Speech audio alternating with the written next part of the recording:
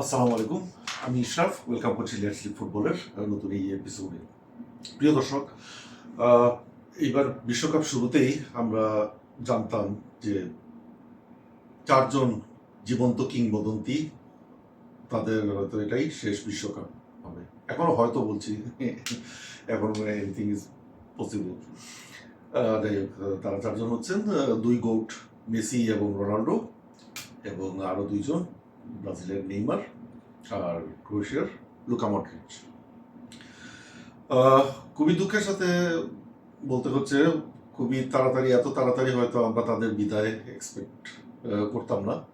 But round of 32তেই কাল ভোরে মুখোমুখি হচ্ছে পর্তুগাল এবং ক্রোয়েশিয়া, এবং সেখানে এই চারজনের মধ্যে দুজনের যে কোনো একজন, রোনাল্ডো এবং লুকা মডরিচের যে কোনো একজনের ক্যারিয়ারের হয়তো এখানেই সমাপ্তি হবে।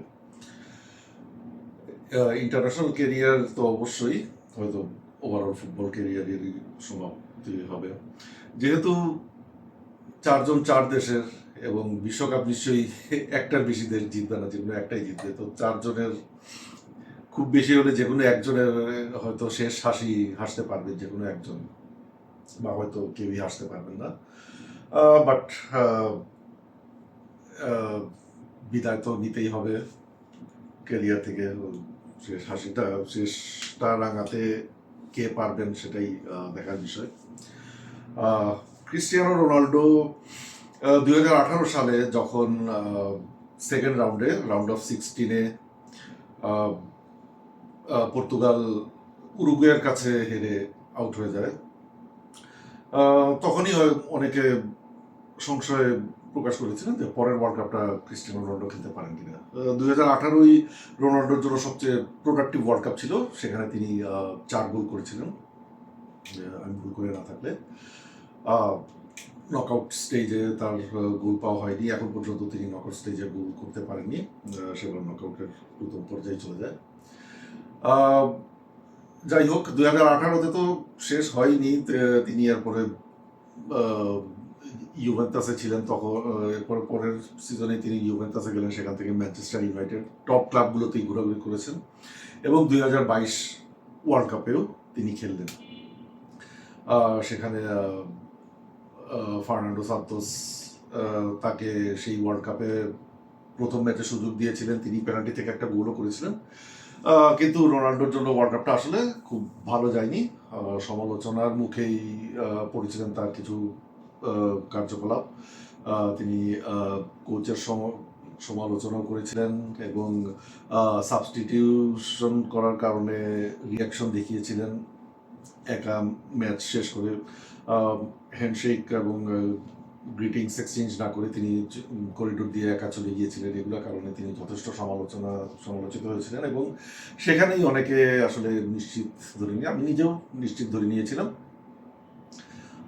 সেটাই তার শেষ ওয়ার্ল্ড কাপ।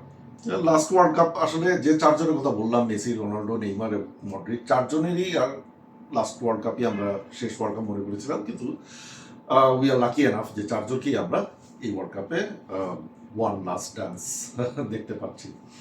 তো রোনাল্ডো আসলে এই ওয়ার্ল্ড কাপেও যে খেলবেন 4 বছর আগে বললে হয়তো অনেকেই হেসে উড়িয়ে দিতেন, বাট হি স্টিল দেয়ার, এবং তার ক্যারিয়ার এখনো ফুল সুইংয়ে যাচ্ছে। তিনি সৌদি লিগে আল নাসেরের হয়ে এবার প্রথম শিরোপা জিতলেন, যেটা 3 বছর লাগলো তার এই প্রথম শিরোপাটা জিততে, বাট হি অ্যাচিভড ইট, এবং তার দলের হয়ে সর্বোচ্চ গোলদাতাও তিনি।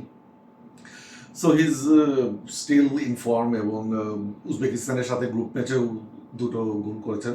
বাকি 2 ম্যাচে তিনি জ্বলে উঠতে পারেননি, এটা ঠিক, বাট রোনাল্ডো ইজ রোনাল্ডো, যে কোনো সময় তিনি জ্বলে উঠতে পারেন। তো রোনাল্ডোর আজকের ম্যাচে রেজাল্ট কি হবে জানি না। রোনাল্ডো যে এই বিশ্বকাপ বলেন, ওভারঅল আগের বিশ্বকাপগুলোতে বলেন, সেখানে তার পারফরমেন্স যদি আমরা অ্যানালাইজ করি, হয়তো ওয়ার্ল্ড কাপের স্টার হিসাবে আমরা তাকে হয়তো বলতে পারবো না, বাট তার লিগেসি, সেটা তিনি যা রেখে গেছেন, এবং গোল স্কোরিংয়ের এমন কোনো রেকর্ড নাই যেটা তার দখলে নেই। আহ, তার লিগেসি সেটা অনস্বীকার্য, আসলে এটা কেউ সেটা নিয়ে যেতে পারবে না। Nobody can take it away from him. সে হাসি আসবেন কিনা সময়ই বলে দিবে, বাট গুড লাক রোনাল্ডো। আর 2006 বিশ্বকাপের আগে লাস্ট ইন্টারন্যাশনাল উইন্ডোতে একটা ইন্টারন্যাশনাল ফ্রেন্ডলি হয়েছিল, যেখানে মুখোমুখি হয়েছিল আর্জেন্টিনা এবং ক্রোয়েশিয়া, এবং দুই দলে দুই তরুণ প্রডিজি সেদিন তাদের ইন্টারন্যাশনাল ডেবিউ হয়েছিল। আর্জেন্টিনার হয়ে ডেবিউ হয়েছিল Lionel Andres Messi, Lionel Andres Messi. আর ক্রোয়েশিয়ার হয়ে ডেবিউ করেছিলেন একজন তরুণ প্রডিজি, লুকা মডরিচ। মেসি তখনই আসলে অলরেডি স্টার। তিনি আসলে ছোট বয়স থেকেই তাকে নিয়ে অনেক হাইপ ছিল, অনেক বাজ ছিল। এবং রোনাল্ডিনহো অলরেডি, তিনি যখন একাডেমিতে, তখনই রোনাল্ডিনহো একটা ইন্টারভিউতে এই ছেলেটির নাম বলেছিলেন যে বিশ্বের সেরা ফুটবলার আমার ক্লাবের একাডেমিতে খেলে, এরকম একটা উত্তর দিয়েছিলেন তিনি। সেই লিওনেল আন্দ্রেস মেসির ডেবু অলরেডি একটা বাজ ছিল। আর সেখানে লুকা মডরিচ সেই অবস্থায় তরুণ প্রডিজি ছিলেন না। ভবিষ্যতে তখন হয়তো কেউ সবাই নিশ্চয়ই নিশ্চিত ছিলেন না যে এই ছেলেটা একদিন সেও একদিন বিশ্ব মাতাবে। তো যাই হোক, Luka Modric became who he is. যেখানেই গিয়েছেন তার ছাপ রেখেছেন। যে ক্লাব ছেড়ে এসেছেন সেই ক্লাব তার উপস্থিতিটা তিনি যাওয়ার পরে আরও ভালোভাবে ভোগ করেছে। উদাহরণ হিসাবে রিয়াল মাদ্রিদের কথাই বলতে হবে।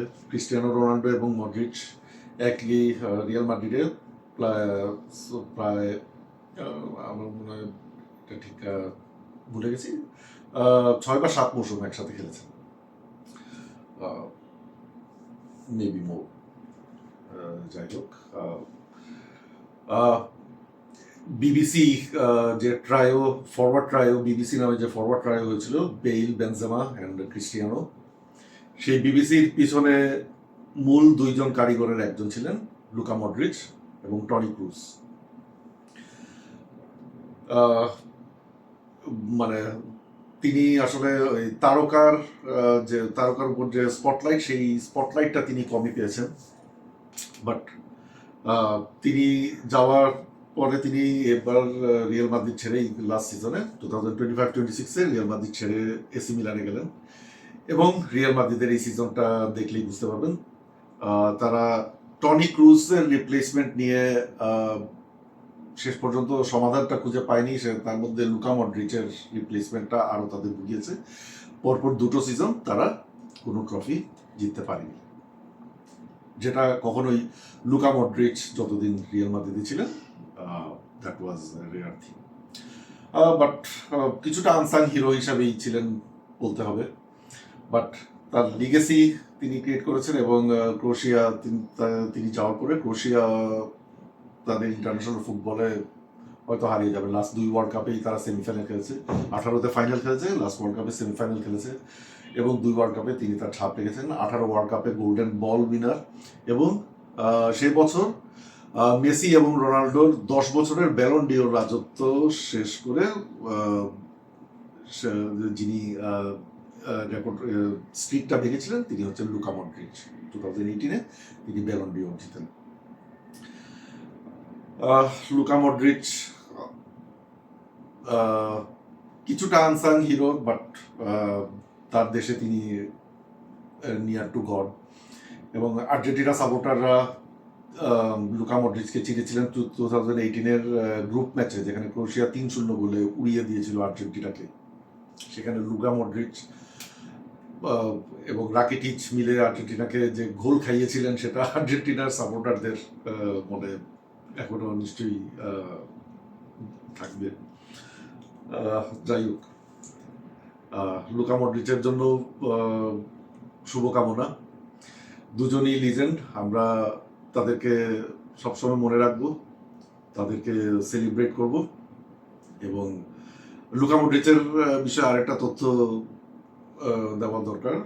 তিনি এই 40 বছর বয়সে এবছর এসি মিলানে গেলেন। তিনি কিন্তু সৌদি আরব বা ইউএসএতে যাননি, তিনি ইউরোপেরই টপ লিগে খেলেছেন, টপ টিমের হয়ে খেলেছেন এসি মিলানে। এবং এসি মিলান এই সিজনে 2025-26-এ সেরি আতে সবচেয়ে বেশি, এসি মিলানের হয়ে সবচেয়ে বেশি মিনিট খেলা প্লেয়ারটি হচ্ছেন Luka Modric at the age of 40।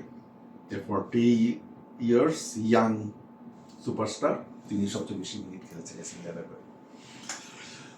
R Cristiano Ronaldo এবছর আল নাসেরের হয়ে সাউদি লিগ চ্যাম্পিয়ন হয়েছেন।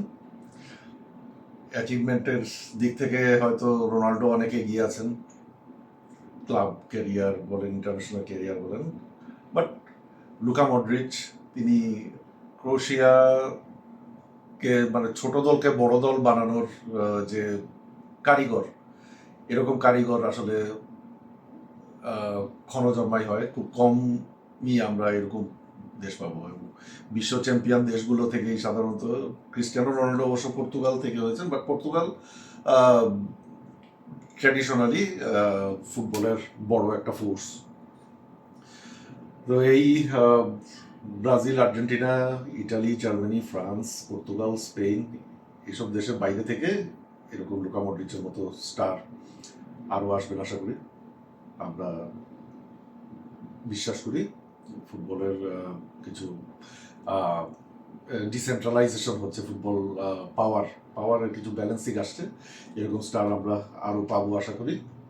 আর লুকা মডরিচ এবং Cristiano Ronaldo, thank you for giving us your blessing, আমি বলবো ফুটবল ভক্তদের জন্য। তারা যে ব্লেসিং দিয়েছেন, তাদের পারফরমেন্স দিয়ে, ডিউরেবিলিটি দিয়ে, লংজিভিটি, তাদের ক্যারিয়ারের প্রতিটা পদক্ষেপে তারা যে আনন্দ দিয়েছেন, তাদেরকে আমরা ধন্যবাদ এবং best of luck for both of you. Thank you.